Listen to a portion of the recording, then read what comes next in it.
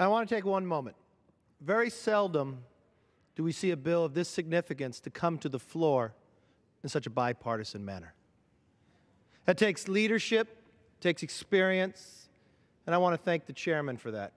He knows that I trust his judgment, but more importantly, whenever we're talking about national security, he's the first one I call, but I'm not the only one who calls him. Those around the world do as well. But I want to take a moment to thank the ranking member as well. The vote to come out of this committee was 60-2. That shows the leadership on both sides that when America looks at the national security, they want Republicans and Democrats alike to work together. And both of you have shown that leadership, and I want to congratulate you for that, bringing it to the floor in that manner. Now, Mr. Speaker, it is indisputable that our national security has declined under President Obama's watch. Terrorists are attacking us right here at home. Europe is under siege, and yet the President is more focused on closing Guantanamo Bay and releasing detainees than he is on the real threats to American security. Afghanistan is increasingly unstable, and the Taliban and al-Qaeda are gaining ground.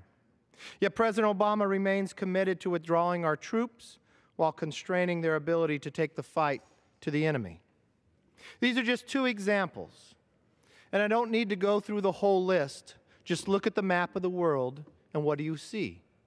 Allies who have been slighted, enemies that have been appeased, regions that have fallen into conflict and chaos. The Obama administration is not the direct cause of every problem, but the President's inadequate responses, naive beliefs, and failures of leadership have put American interests at risk and made our country less safe. Now, House Republicans have always been and remain committed to a strong American military, an active foreign policy, and continued American leadership in the world. We must counter the terrorist threat forcefully. We must reaffirm and strengthen our strategic alliances like NATO. We must engage and prevent, not retrench and respond. This National Defense Authorization Act demonstrates our commitment by prioritizing funding to support more troops, better defenses, and better equipment. Most importantly, this bill works to improve readiness and ensures that our men and women are prepared to go into battle.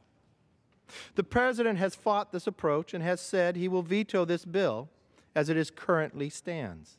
That's despite a 2.1% pay raise for our troops, better resources for the warfighter, an aggressive stance against Russian expansion, and funding for Israelis' missile defense. This is the height of irresponsibility.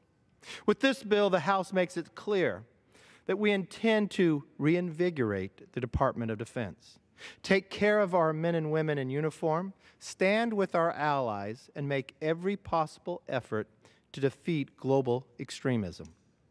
The President should share these goals and sign this bill. I yield back.